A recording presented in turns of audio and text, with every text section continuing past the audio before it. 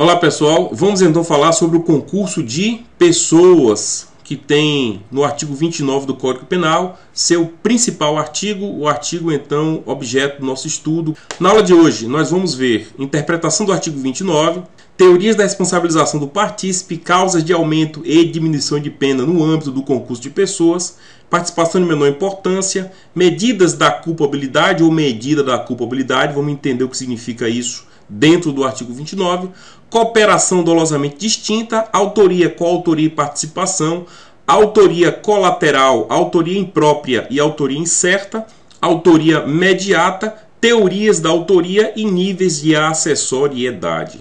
Bem, ao longo das explicações eu vou dando alguns exemplos e eu vou tentar ser rápido, confiando de que você tem a possibilidade de voltar o vídeo e assistir novamente aquela mesma explicação. O tempo que a gente tem em sala de aula permite que a gente repita de novo, dê um segundo, terceiro exemplo até fixar o assunto. Aqui não. Aqui a gente tem a chance, você tem a chance de voltar aquele trecho, assistir novamente. Se você não entender, ao final do vídeo eu deixo o meu Instagram, você me passa um direct com alguma dúvida, eu ajudo no que for preciso. Então vamos ao primeiro ponto. Artigo 29 da sua tela diz o seguinte: quem, de qualquer modo, concorre para o crime, incide nas penas a este cominadas na medida da sua culpabilidade. Esse é o texto do artigo 29, vamos entender o que está escrito aí. E de imediato, você que está fazendo concurso público, você tem que decorar esse texto, infelizmente. 80% ou 90% das provas de questão do concurso são texto de lei. Então vocês têm que decorar. Então vamos entender os elementos do concurso de pessoas. Artigo 29. Na sua tela, 1. Pluralidade de pessoas. Então, para ter concurso de pessoas, é preciso que tenha mais de uma pessoa, duas ou mais pessoas cometendo o mesmo crime.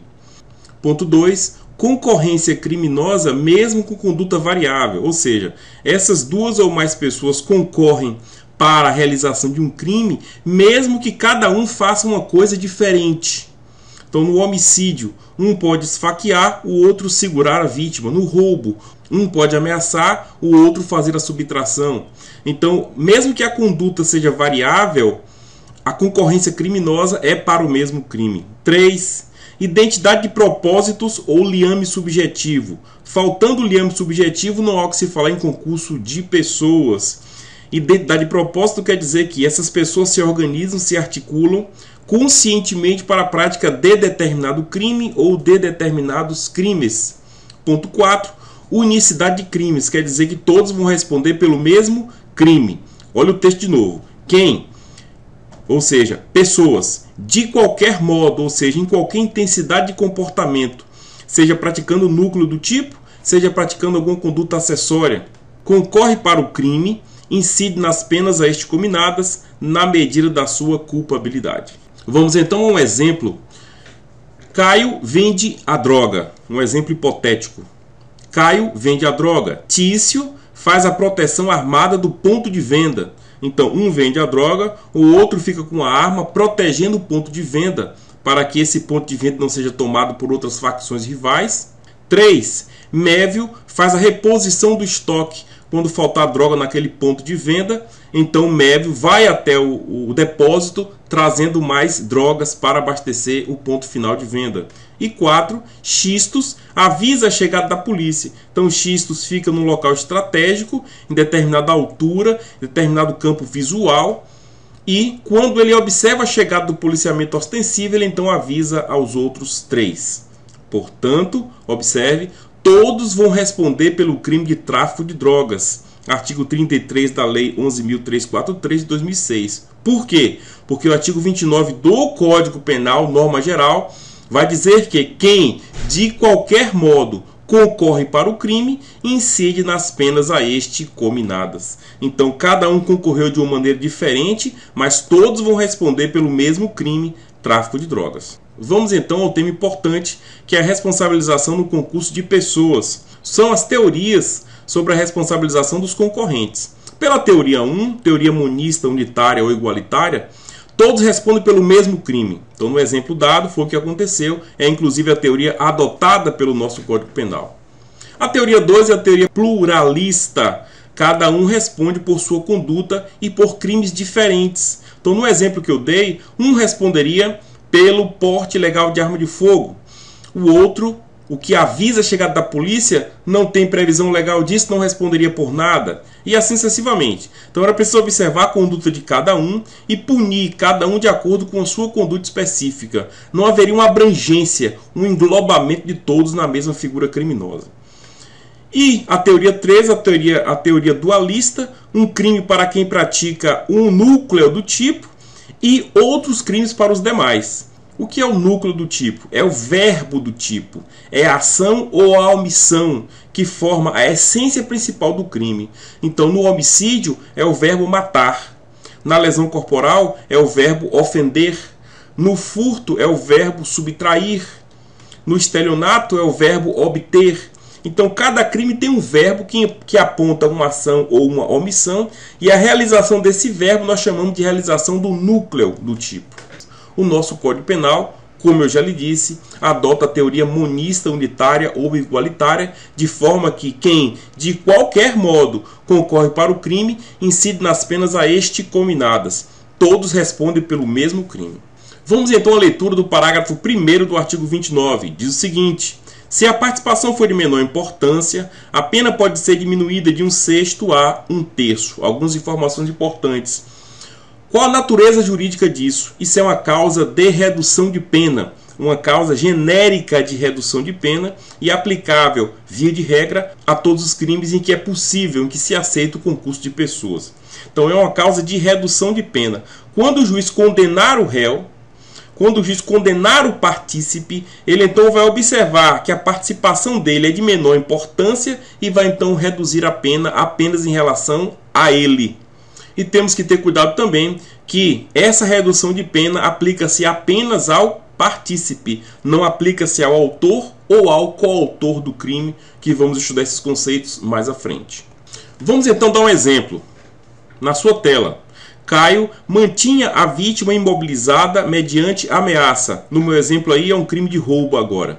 Caio mantinha a vítima imobilizada mediante uma ameaça.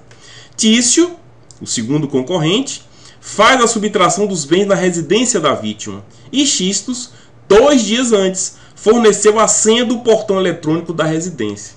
Então observe, os três, Caio, Tício e Xistos, vão responder em concurso, porque cada um, à sua maneira, à sua forma, concorreu para o crime. Mas o juiz vai observar o quê? Que a participação de Xistos foi de menor importância. Ele nem estava no dia da realização do crime, ele participou apenas dos atos preparatórios. Então observe, é o crime de roubo, na sua tela do outro lado, artigo 157 do Código Penal, mas vai incidir para Xistos a causa de diminuição de pena. Vamos então ao parágrafo 2º do artigo 29, e o dispositivo é o seguinte: se algum dos concorrentes quis participar do crime menos grave, ser-lhe-á aplicada a pena deste. Então vamos a algumas informações. Ocorre o seguinte: consumação de um segundo crime mais grave que não foi planejado por todos, também chamada de cooperação dolosamente distinta, afasta a responsabilidade penal objetiva. Eu vou te dar um exemplo para você entender. O exemplo é o seguinte: Caio e Tício entraram na residência para praticar o roubo, artigo 157. Mévio ficou fora para fazer a vigilância. Caio, dentro da residência, é reconhecido pela vítima e resolve matá-la. Mévio não responde pelo resultado morte. Observe, se em decorrência do roubo ocorre morte, modifica-se para uma qualificadora do roubo que eu vou chamar de latrocínio. Observe então que Mévio não estava no controle dele, não estava no plano dele, não havia um domínio de fato em relação a ele sobre a morte que acabaria por ocorrer dentro da casa. Então, Caio não. Caio foi quem fez o disparo de arma de fogo, ele responde pelo latrocínio. Já Mévio, que estava do lado de fora, que não participou, não controlou, não dividiu tarefas em relação ao latrocínio, ele não responde. Então, na sua tela do lado esquerdo aí, Mévio não responde pelo resultado morte, latrocínio, apenas pelo roubo. Vamos voltar ao texto. Se algum dos concorrentes quis participar do crime menos grave, o roubo, ser-lhe aplicada a pena deste. Então ele não responde pelo latrocínio, responde apenas pelo roubo. Nós temos também informação importante do parágrafo 2º do artigo 29. Perceba o texto e eu já li uma parte. A parte diferente é a parte sublinhada agora na sua tela. Se algum dos concorrentes quis participar do crime menos grave, ser-lhe aplicada a pena deste. Isso eu já falei e já expliquei. Então, o que ficou do lado de fora, que planejou apenas o roubo, não vai responder pelo latrocínio que aconteceu dentro da residência. Isso já está claro para você, no exemplo. Agora observe que o texto faz uma continuidade. Ponto. Essa pena será aumentada até metade na hipótese de ter sido previsível o resultado mais grave. O que é que o dispositivo está dizendo? Ele está dizendo que, embora o agente vá responder pelo crime menos grave, a pena será aumentada se o resultado mais grave pudesse ter sido previsto por ele. Olha as informações aí. Qual a natureza jurídica disso? É uma causa de aumento de pena. A pena será aumentada num percentual, até metade. A consumação de um segundo crime durante a execução que não foi planejado por todos. Então, o exemplo que eu já dei anteriormente. E o último ponto aí, o aumento de pena do crime menos grave se o resultado foi previsível. Vamos a um exemplo elucidativo para ficar mais fácil para você. Caio e Tício entraram na residência para praticar o roubo. Mévio ficou fora para fazer a vigilância, mas conhece a personalidade agressiva e letal de Caio. Caio, dentro da residência, é reconhecido pela vítima e resolve matá-la. Observe. Mévio não vai responder pelo latrocínio, o crime mais grave. Mas observe, ele conhecia a personalidade violenta do companheiro de crime dele. Era possível a ele prever que o companheiro de crime dele pudesse praticar um crime mais grave. Então o código diz o seguinte, vai responder pelo crime menos grave, artigo 29, parágrafo 2º, primeira parte, mas vai levar um aumento de pena por ter escolhido mal as suas companhias. Algumas informações então sobre a concorrência criminosa. Ponto 1, na sua tela. Pode ocorrer desde a fase de planejamento até a fase de execução do crime. Lembra do iter criminis? Então o iter criminis tem várias fases. Então a participação pode ser apenas na fase de planejamento. Então durante o planejamento do crime aquela pessoa participou.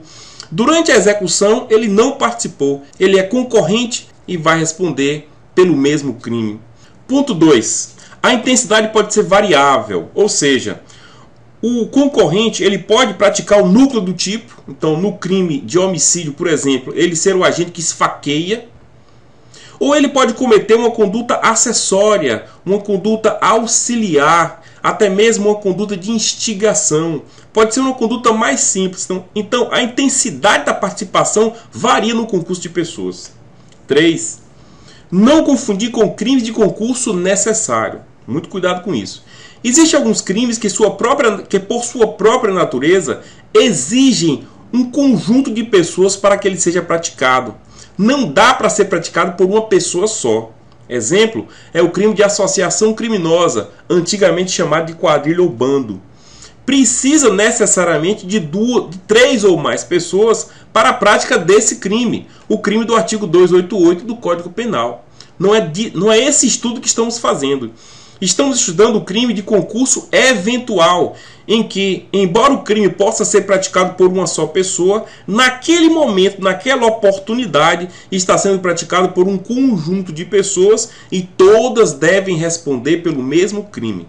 Exemplo, o crime de estelionato pode ser praticado por uma só pessoa, mas também, eventualmente, pode ser praticado por 3, 4, 5 pessoas, articulando condutas, comportamentos, ações, assistências, auxílios, assessoramentos. Agora, sobre a fixação da pena dos concorrentes. Observe na sua tela. Respondem pelo mesmo crime, mas não sofrem a mesma pena em concreto. O artigo 29 diz o seguinte: quem, de qualquer modo, concorre para o crime, incide nas penas a este cominadas, agora no finalzinho, na medida da sua culpabilidade. Se você se lembrar, os crimes, de um modo geral, não têm penas fixas, são faixas de pena. 5 a 10, 7 a 15, 1 a 3, 6 a 20.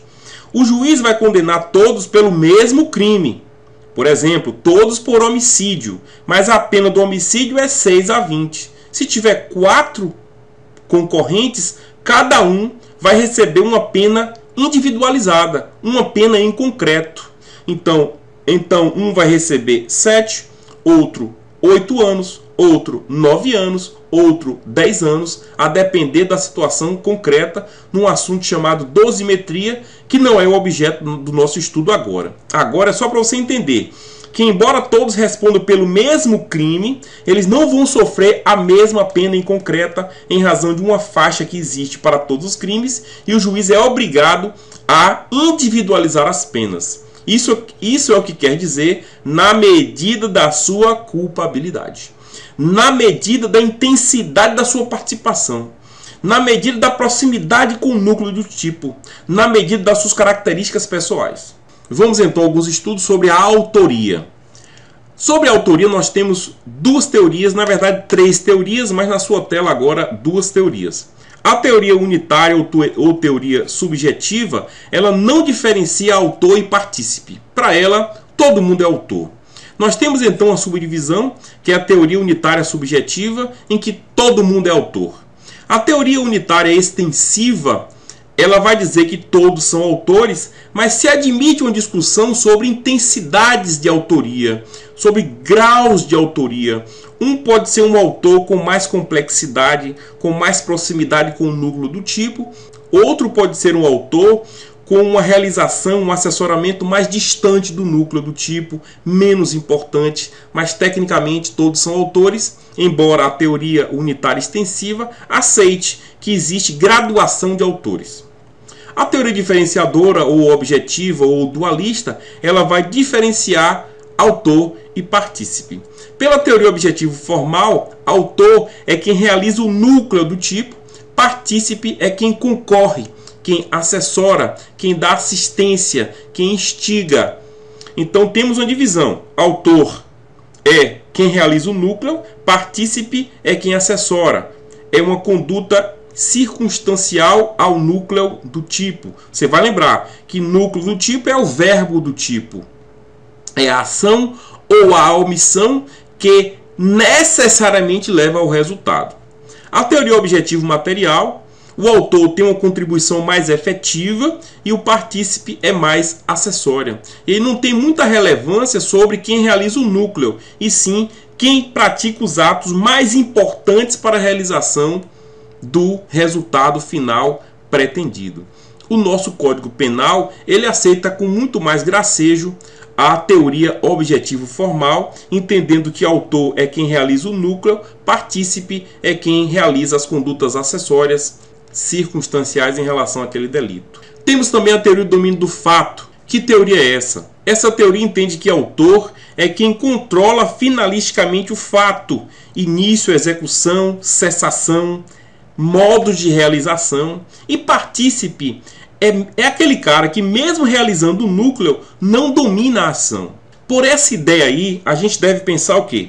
Deve pensar um crime de autoria mediata, o chamado autor de escritório. Então eu tenho uma figura que determina que outros realizem um crime.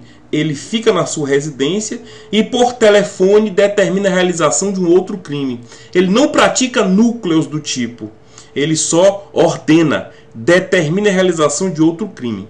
Por esta teoria, quem determina a realização do crime é ele que controla finalisticamente o fato. É ele que determina o início, o modo de execução, a consumação, o momento de cessar, se for o caso. Então ele é autor. O partícipe, embora seja, por esta teoria, embora seja o que aperta o gatilho para matar, se for homicídio, embora o que ameaça e subtrai, se for roubo, embora o que obtenha a vantagem devida, se for estelionato, ele, segundo esta teoria, é entendido como partícipe. Teoria do domínio do fato. Então, autor é quem domina finalisticamente o fato. Estudo sobre a coautoria. Coautoria ocorre quando existem 2 ou mais autores para o mesmo crime. Então eu tenho 2 autores, 3, 4, 5 autores para o mesmo crime. 4 ou 5 pessoas que realizam juntas o núcleo do tipo. Então eu tenho a coautoria parcial quando há divisão de tarefas por exemplo, um segura, o outro esfaqueia, por exemplo, no homicídio. Um ameaça com arma de fogo, o outro faz a subtração, por exemplo, se for roubo. E tem a autoria direta, em que os dois coautores praticam as mesmas tarefas. Então os dois esfaqueiam, os dois ameaçam e subtraem ao mesmo tempo, no caso de roubo, no caso de homicídio. Tipos de participação. Se a gente adotar, obviamente, a teoria objetivo formal, porque nem toda teoria, vocês sabem, aceita a existência do partícipe. Participação moral. Nessa participação moral, o partícipe apenas instiga ou induz a realização do crime. Então, a instigação e o induzimento pode sim ser capaz de trazer uma pessoa para responder por aquele crime. E a hipótese 2, participação material, que é o auxílio, a facilitação, a assistência fática ao autor. A participação material, como o próprio nome subjetivo, como o próprio nome diz, ela é material, é um auxílio direto, é no mundo dos fatos, não é psicológica, ela é fática. Nas duas hipóteses, é participação, apenas uma diferenciação do ponto de vista científico. Participação moral, apenas o induzimento ou a instigação. Participação material é o auxílio direto, é a assistência fática, a facilitação ao autor. Sobre a punibilidade da participação, esse ponto é o seguinte: quando é então que o partícipe vai responder? A gente tem que lembrar de que o partícipe, pela teoria objetivo formal, o partícipe ele não pratica o núcleo. O partícipe ele pratica a conduta acessória. Às vezes esta conduta acessória, ela por si, ela não configura o ilícito penal. A conduta acessória sozinha não configura. Ela só vai configurar se ela for atraída pela conduta principal. Então, nós temos 4 teorias possíveis para que eu possa conseguir aplicar a penalidade ao partícipe. Teoria 1. Teoria da acessoriedade mínima. Basta que o autor cometa o fato típico que o partícipe também vai responder pelo crime. E aí a gente corre o risco de que o autor pratique o fato típico que não seja ilícito.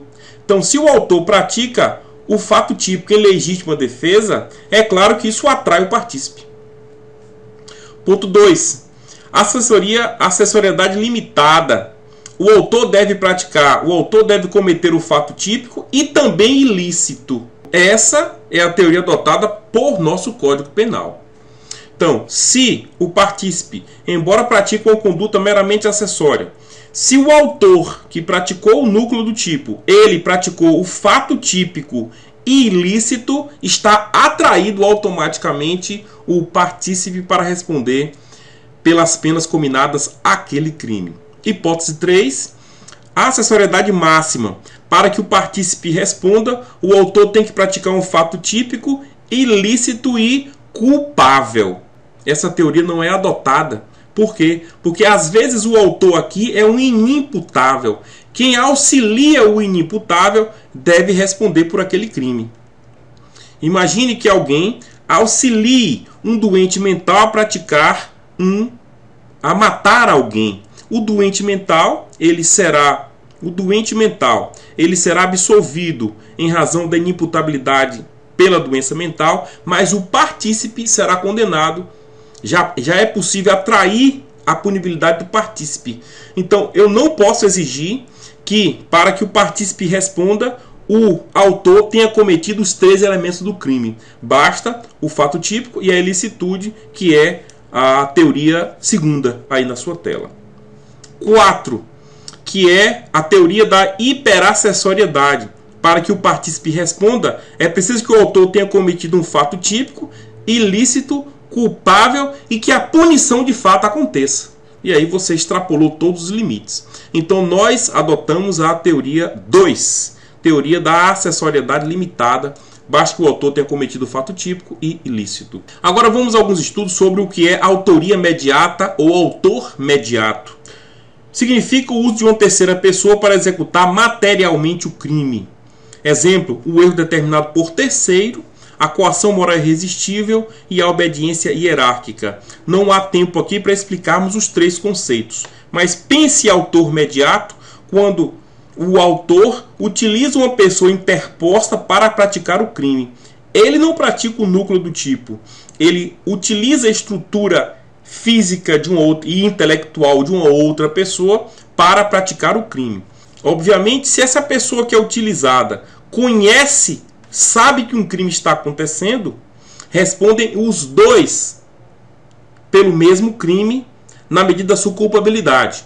Às vezes essa pessoa interposta não sabe, que é o caso do erro determinado por terceiro, a coação moral irresistível e a obediência hierárquica, que eu quero que vocês deixem apenas anotado. Em um outro vídeo eu posso falar sobre esses três temas. Sobre a autoria colateral ou sobre a autoria imprópria, o que significa isso? Duas pessoas resolvem praticar o mesmo crime sem liame subjetivo. Então duas pessoas, em um momento fático qualquer, elas resolvem então praticar o mesmo crime contra a mesma vítima, sem que elas tenham se articulado, sem que elas tenham planejado, sem a existência do liame subjetivo. Olha o exemplo aí. Caio e Tício resolvem, sem combinação prévia, então sequer se conhecem, matar Mévio no jogo de futebol, então em determinado ponto fixo no tempo e no local. Durante a partida, ambos os autores disparam arma de fogo. Um responde por tentativa e outro pela consumação, a depender do projétil que efetivamente matou Mévio. Então vai chegar a perícia e a perícia vai dizer se o projétil que matou Mévio veio da arma de fogo de Caio ou da arma de fogo de Tício. Se foi da de Caio, Caio responde por homicídio consumado, Tício responde por homicídio tentado ou o inverso. Observe, se eles dois se conheciam, eles vão responder ambos por homicídio consumado. O problema é que a quebra do liame subjetivo ele não permite a aplicação do artigo 29. O que significa autoria incerta? Uma autoria colateral. Então, autoria incerta é o desdobramento do que eu falei agora sobre autoria colateral. É uma autoria colateral na sua tela em que não se consegue apurar qual foi a conduta que causou o dano. Olha o exemplo. Caio e Tício, vou aproveitar o mesmo exemplo. Caio e Tício resolvem, sem combinação prévia, matar Mévio no jogo de futebol. Durante a partida, ambos os autores disparam arma de fogo. A investigação criminal não permitiu apurar qual dos projéteis partiu da arma que matou a vítima. Ambos respondem por tentativa de homicídio. Perceba e olhe que curiosidade. Não é possível, no caso concreto, identificar qual foi dos dois que matou efetivamente. A investigação não conseguiu apurar da arma de quem saiu o projétil que acabou por matar a vítima. Não é possível fazer um sorteio. Então vamos fazer um sorteio aqui. E aí Caio responde por consumado, Tício por tentado. Não pode os dois responder por consumado. Por quê? Porque senão um vai responder objetivamente por um crime que ele não cometeu. Então, na dúvida, a doutrina adota o entendimento de que ambos respondem por tentativa de homicídio, ainda que a vítima tenha morrido. Olha que caso interessante. E agora um resumo para você lembrar do que você precisa decorar. Primeiro, você tem que decorar o texto do artigo 29. Tem que estar decorado o texto. Segundo, você tem que lembrar a causa de diminuição de pena da participação em menor importância. Terceiro, você tem que lembrar da causa de aumento de pena do agente que, embora responda pelo crime menos grave, tinha uma previsibilidade da ocorrência do crime mais grave. 4. Você tem que lembrar do agente que responde pelo crime menos grave se apenas tinha controle do fato do menos grave. E agora na sua tela a bibliografia que eu utilizei: Código Penal para Concursos do professor Rogério Sanches Cunha, Manual de Direito Penal do professor Yuri Carneiro Coelho e Direito Penal Didático do professor Fábio Roque Araújo. Deixo agora o meu Instagram. Se alguém tiver alguma dúvida, passa um direct para mim no Instagram. O que eu puder ajudar vocês, eu ajudo. Um grande abraço e até o próximo vídeo.